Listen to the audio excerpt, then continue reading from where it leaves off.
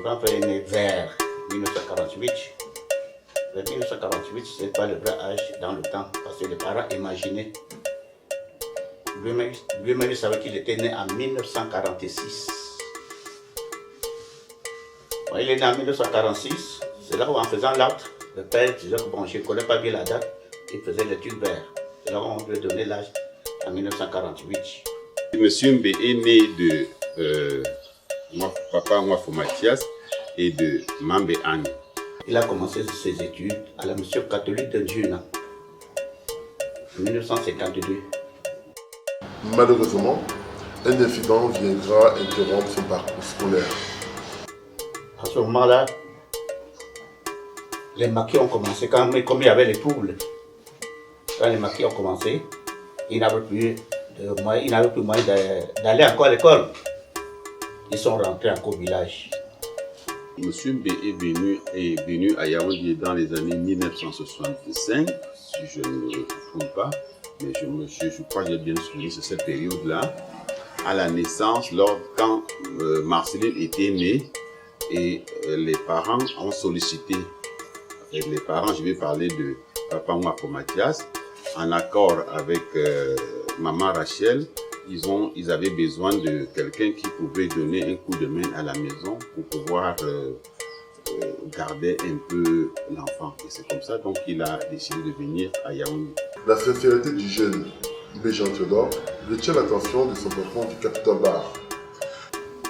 On a travaillé à un temps. De temps en temps, ses amis viennent dire quand tu es dans l'argent comme ça, il faut voler ta part, tout ça. Il vient me dire. Malheureusement, quelques mois après, il y a un coup de vol au garage. On a volé un carburateur. Son employeur va consulter, je ne sais pas, les marabouts, si on peut se permettre cette expression. Et parmi les personnes soupçonnées comme étant auteurs de ce vol, on soupçonne Papa Mbé. Il clame son innocence, mais par la suite on lui dira qu'en fait on avait vendu ce carburateur, les voleurs avaient vendu ce carburateur, ont acheté quelque chose, enfin ont acheté de la nourriture, et qu'il avait mangé une partie de cette nourriture, et c'est pourquoi on l'a incriminé comme faisant partie de ceux qui ont participé à ce vol de carburateur. Tamoué Antoine est allé payer les appareils en France. Quand il est allé payer les appareils en France, quand il a fini à payer, on lui a dit que cet appareil ne peut pas partir au Cameroun sans quelqu'un qui va aller manière. Amener quelqu'un qui va aller manière au Cameroun. Il a envoyé ça à ce temps-là que Théodore a connu la France. Et c'est comme ça qu'il arrive ici. Il demande la pièce de papa, c'est mon grand frère. Et il m'envoie une lettre pour me demander la main. Sans photo, sans rien. Il me demande la main. La lettre vient, papa Simon qui m'apporte la lettre, je suis venu à son adresse. Et dans la lettre, il y avait une enveloppe timbrée pour réponse. J'ai lu la lettre et je n'ai pas montré à papa Simon comme il y a quelqu'un qui m'a écrit. Voilà la lettre. La lettre qu'il m'a apportée, c'est quelqu'un qui m'a écrit. Il me dit, mais réponds. Ok, je réponds. Je lui dis, j'accepte. J'ai accepté sa main, sans le connaître, sans le voir. Il n'était pas très familier avec le village. Mais quand sa mère est décédée, on devait danser le Mouroup.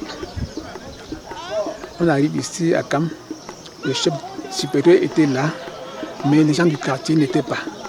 Ça a marqué négativement ces jours-là. Il a compris qu'il ne peut rien faire sans l'apport des gens du quartier. Et c'est depuis ce temps-là qu'il s'est métamorphosé et est devenu, n'est-ce pas, un homme du village. Au niveau du village, de ce que je connais, il participait, ou bien il était même les initiateurs de tout ce qui était développement du quartier latin. Donc c'est un trait, il n'appartenait pas à la famille, il appartenait à toute la communauté. Parce qu'il inspirait et il dirigeait et il organisait les programmes de développement.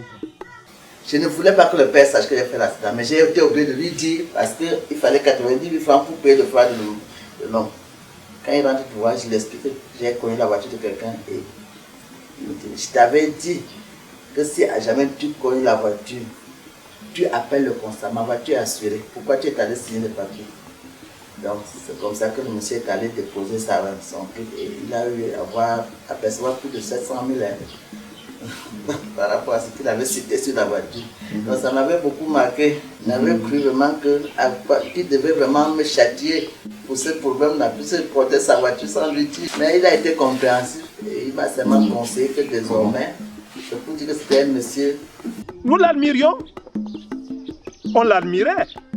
Parce qu'on savait au quartier, il y avait Papa Roger, le premier chargé de développement. On admirait, il mettait sa cravate. Quand il venait, on disait grand frère c'est comment, grand frère c'est comment.